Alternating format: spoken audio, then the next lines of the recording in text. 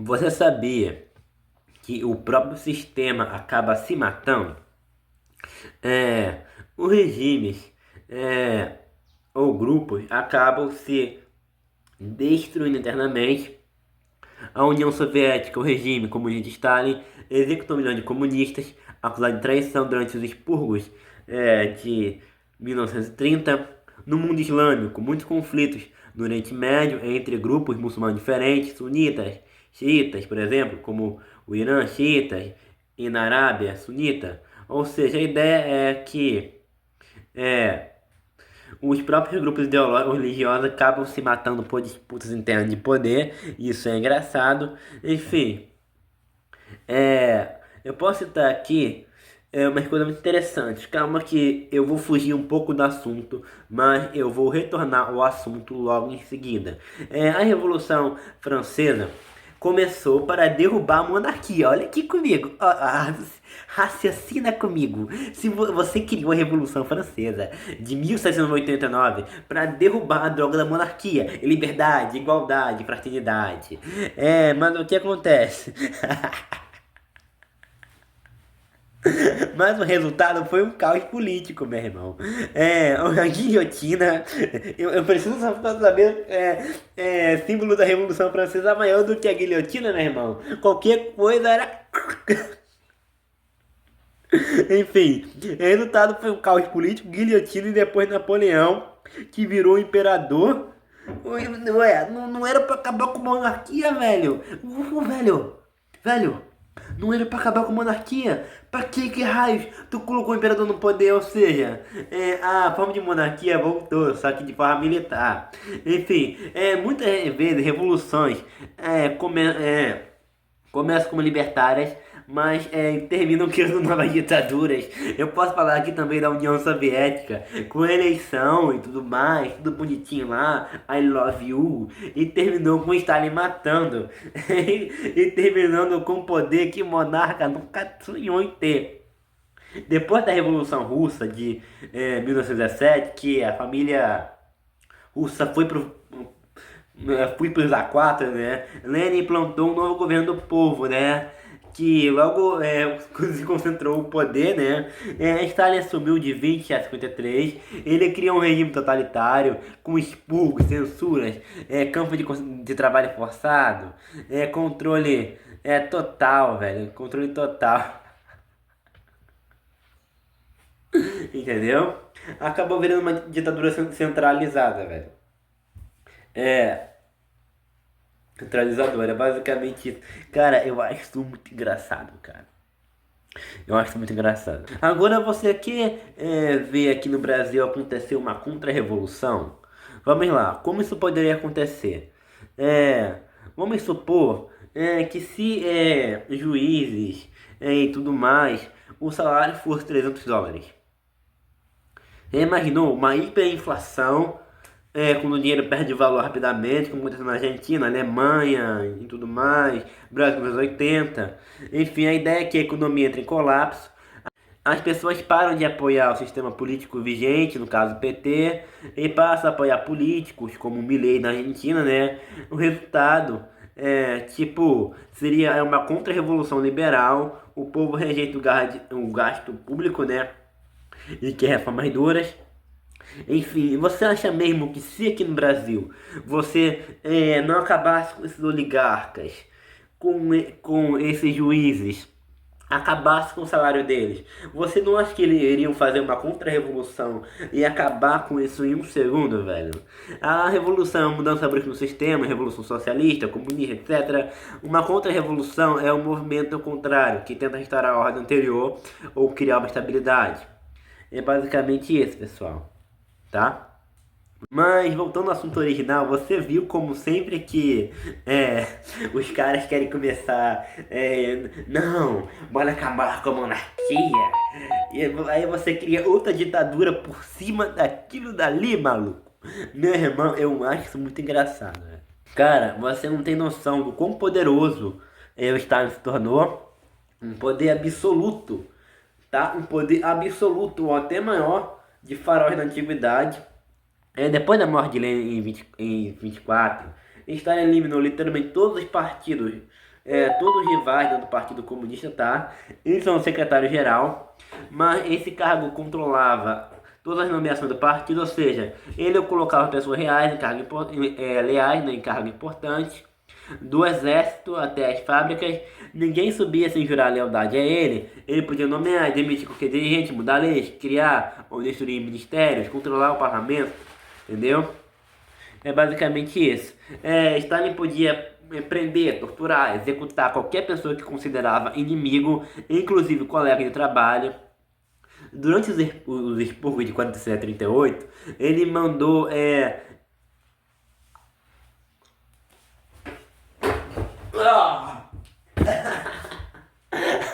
ele mandou mandar de ralo o número 700 mil pessoas em poucos anos, prendeu milhões e mandou para campos de trabalho forçados, fez julgamentos falsos, processos de Moscou, onde líderes comunistas confessavam seus crimes. Ninguém estava seguro, generais, intelectuais, padres, camponeses, artistas. O regime tinha uma polícia secreta, né? Que espionava todo mundo, interceptava cartas, vigiavam, gravavam conversas e podia prender alguém só por suspeita. O Estado tinha poder total, o cidadão poderia desaparecer de um dia para o outro. Isso impedia qualquer oposição, tá? Isso podia impedir qualquer oposição.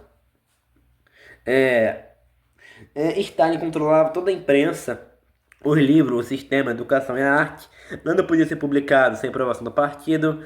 A história é reescrita por Stalin e inimigos eram apagados. Se você for procurar fotos de Stalin, você vai ver que vai ter fotos do Stalin que ele tava ali com um cara ali, só que esse cara traiu ele e ele fez um Photoshop ali e tirou aquele cara da foto. É sério, pesquisem isso. Ele criou culto à personalidade em retratos, em toda parte, poemas, músicas e até orações exaltando como o Pai Nosso, controlava o que as pessoas pensavam e acreditavam. A economia soviética era 100% estatal. O governo decidia o que e quando cada fábrica devia produzir. O governo dizia o que os camponeses deveriam plantar e o que vender. As propriedades rurais eram coletivizadas, tomadas dos donos e transformadas em fazenda do Estado. E Stalin decidia tudo, desde o preço do pão até quando o trator seria feito. Esses planos eram chamados planos de metas de 5 anos. Enfim, ele era comandante supremo das Forças Armadas durante a Segunda Guerra Mundial. Ele comandou diretamente a defesa da União Soviética contra a Alemanha nazista, tá? Movia exércitos inteiros, ordenava execuções sumárias de soldados que recuavam, decidia alianças nacionais, com pacto com Hitler em 39, depois aliado em 41. Nenhum general podia agir sem a ação dele, tá? Enfim, criança aprendeu desde cedo a adorar Stalin, denunciava ideologias, né? Basicamente isso. O medo constante faz as pessoas obedecerem ele, mesmo sem serem obrigados, né?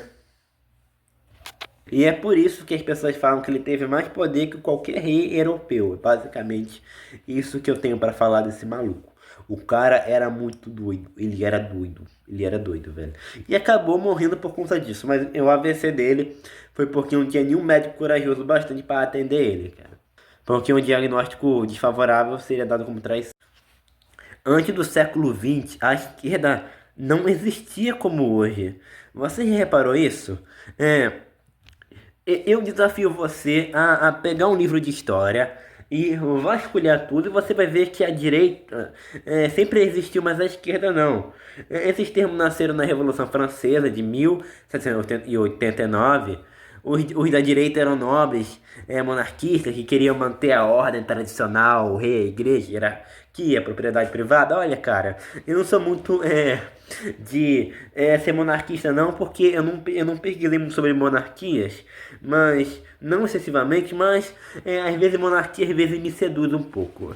Enfim, os da esquerda eram republicanos revolucionários, que queriam igualdade, enfim, redistribuição de poder, riquezas. Eu sou mais monarquia, nesse sentido assim.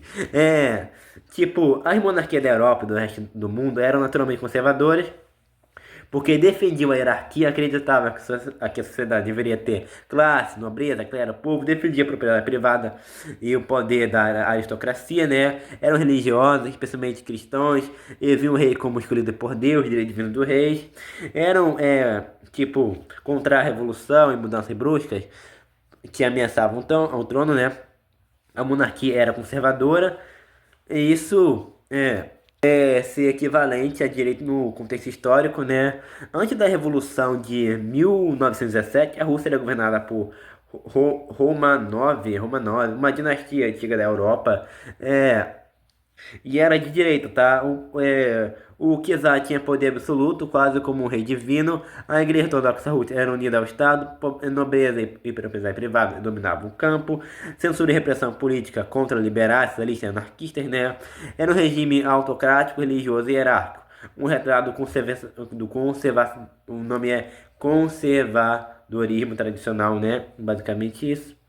Enfim, o, parecia bom porque o rei era um símbolo fixo, não um político trocado a 4 anos. A ordem social parecia mais clara. A religião dava sentido de unidade.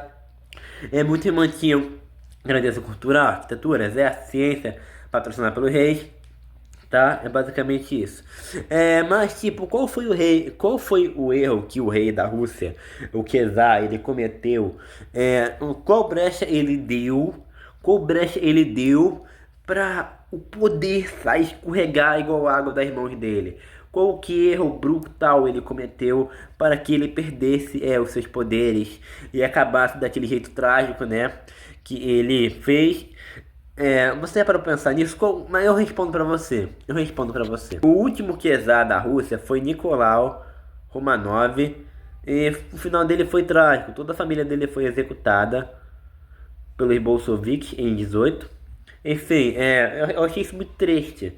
Enfim, o que fez ele cair não foi o único erro, mas sim uma sequência de erros políticos, econômicos e morais, chamada mudanças sociais, que ele não entendeu. Nicolau II acreditava que o czar era escolhido por Deus e não devia satisfação ao povo. Mesmo quando a Rússia começou a se modernizar no fim do século XVIII, ele recusou reformas políticas, deixou os olhos para o sofrimento do povo e não ouvia conselheiros, não percebeu que que o país estava mudando e governava como se ainda fosse a Idade Média. Essa cegueira isolou ele do povo até da nobreza, criando um vácuo de confiança. Em 1905, o povo fez uma manifestação pacífica em São Petersburgo, pedindo pão, trabalho e direitos básicos. O exército czarista atirou nos manifestantes armados, matando dezenas. O episódio ficou marcado como Domingo Sangrento. Daí Nicolau ficou conhecido como Nicolau Sangrento. O povo deixou de vê-lo como pai dos russos e passou a vê-lo como tirano. Essa foi a primeira rachadura no poder sagrado do czar, né? Primeiro, um país grande como a Rússia era enorme e atrasado. A maioria da população era camponesa e nobre, né?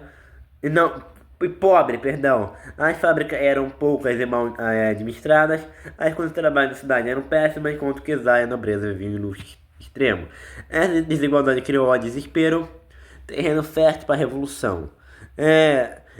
Você teve a guerra russo-japonesa. Nicolau quis mostrar força e foi para a guerra contra o Japão. O Japão venceu, destruindo a marinha russa. Foi humilhante. O maior império da Europa perdeu para um país asiático recém-moderno. O povo perdeu a fé no governo, os militares ficaram desmoralizados e a economia afundou, tá? E você vai ter ali a Primeira Guerra Mundial, né? Mesmo depois de todos esses problemas, Nicolau entrou na Primeira Guerra Mundial, achando que a vitória seria rápida e sagaz, né? Rápida ali, vitoriosa. Resultado, milhões de russos foram mortos, faltou comida, o exército estava desorganizado, sem armas, e pior, ele mesmo assumiu o comando militar, deixando a capital sem governo efetivo. Quando o exército perdeu, ele foi pessoalmente culpado. Enquanto Nicolau estava na guerra, quem comandava a Rússia era Casarino Alexandre e o monge Rasputin. Rasputin era visto como místico com poderes, mas também como manipulador decadente, né? A nobreza e o povo odiavam a influência dele, o governo passou a ser visto como corrupto, supersticioso e decadente, o império virou motivo de piada e a autoridade czar se dissolveu, né? Em 17, greve, fome e motins explodiram em Petrogrado, né? Os soldados se recusaram a atirar no povo. Sem apoio do exército, Nicolau perdeu o último pilar do poder, a força militar. Ele abdicou, né? Ele abdicou, né? Renunciou ao trono, acreditando que a monarquia poderia continuar com seu irmão, mas o povo não quis saber de um outro czar. Enfim, o resultado, depois da Revolução de Nicolau, sua família foram presas pelos bolcheviques. Em 18, durante a Guerra Civil Russa, eles foram fuzilados. O corpo foi enterrado em segredo, símbolo do fim da monarquia absolutista, final trágico para a família do czar. Que pena. Cara, eu tenho uma imagem aqui muito interessante aqui, pessoal. Não, isso daqui é a Segunda Guerra Mundial, né? Pera aí. Tem um livro, pera aí. Tem um livro aqui muito interessante, inclusive, leiam livros, tá? Agora eu tenho que achar a imagem. Cara, enquanto eu tento achar a imagem que eu quero, ó. É da Segunda Guerra Mundial. Você já reparou? Parece um feitiço. Parece, essa brincadeira. Tipo, toda vez que os pilares são quebrados, você vê que acontece algumas besteiras. Essas besteiras é a morte da família imperial toda. Quase aconteceu no Brasil também. Enfim, quando o rei perde o apoio do exército, da igreja e do povo, o rei perde o trono, velho. Isso acontece sempre. Toda monarquia tradicional é sustentada. Toda monarquia tradicional é sustentada por três forças invisíveis, metafísicas: a espada, o exército, o braço de ferro do rei. Quem garante que as ordens se cumpram. Quem defende. Aqui, ó, achei a imagem aqui, ó. Achei a imagem aqui, ó. Mas é de um soldado. Olha aqui, ó. Olha aqui, eu acho que no momento não é o mais adequado para eu falar sobre isso, mas eu tava querendo achar essa imagem aqui, mas não combinou com o vídeo. Tipo, o exército quem ele vai fazer as ordens serem cumpridas, né, numa monarquia. Enfim, esse exército, o rei é apenas um homem com uma coroa de ouro, mas sem soldado para protegê-lo. Você tem o segundo pilar, a bênção da igreja, o selo divino, que legitimiza o poder. O rei não é só o governante, ele também seria o escolhido por Deus. A igreja mantém o povo obediente, crente na autoridade celestial do trono. Quando o altar se volta contra a coroa, o povo deixa de ver o rei como sagrado. E você tem a coroação, o povo, o sopro de vida do reino. O povo alimenta, trabalha, canta os hinos e dá sentido à realeza. Sem o amor do povo, o rei reina sobre silêncio e ruína e acaba fuzilado. Isso é o pilar de tudo, tá? Eu quero comparar aqui a queda da monarquia no Brasil com a queda da monarquia russa, que foi bem menos sangrento, né? Olha aqui, ó. Olha aqui que similar. Bora começar aqui. Eu vou dar vários exemplos, tá? O que se quebrou no Brasil e na Rússia? Aqui, ó, o exército abandonou o czar, a igreja se calou. Aqui no Brasil, o exército e a igreja se afastaram de Dom Pedro II. Tu vê a semelhança? Você vê a semelhança daqui quando uma monarquia cai? É sempre semelhante. Tipo, Nicolau caiu, o império vira pó. Aqui no Brasil a monarquia se desfez sem uma gota de sangue. Mas lá foi sangrenta, mas aqui não. Entendeu? Você vê uma semelhança na França. Aconteceu coisa similar também. O povo e o clero se revoltaram, o exército dividiu. Luís perdeu a cabeça, literalmente. Na Inglaterra, o parlamento e o povo e o exército puritano se revoltaram contra o rei. Carlos I é decapitado. Tu vê as semelhanças. Você vê as semelhanças que acontecem. Você vê que parece que quando o rei perde algumas coisas, ele cai. Olha aqui, ó. Vamos falar um pouco de Dom Pedro II. Ele era um rei sábio e curto, mas no fim da vida, ele se desentendeu com a igreja por causa da questão religiosa, quando os bispos foram presos por seguirem a ordem do Papa sem autorização imperial. O exército se ressentiu, né? Sentindo-se desvalorizado, sem prestígio. E o povo, embora gostasse dele, já não viu o império como solução. E a escravidão tinha acabado, o mundo estava mudando, né? E a república parecia o futuro. Quando o exército decidiu agir, né? Bastou uma manhã, Dom Pedro II nem lutou, o encanto estava quebrado, o trono brasileiro se desfez com fumaça, tá? É basicamente isso. Eu reparo esses padrões. Enfim. E qual a minha dica final para vocês? Não siga o comunista. Isso é feio, satânico, vai contra o plano de Jesus Cristo. É isso. Jesus Cristo.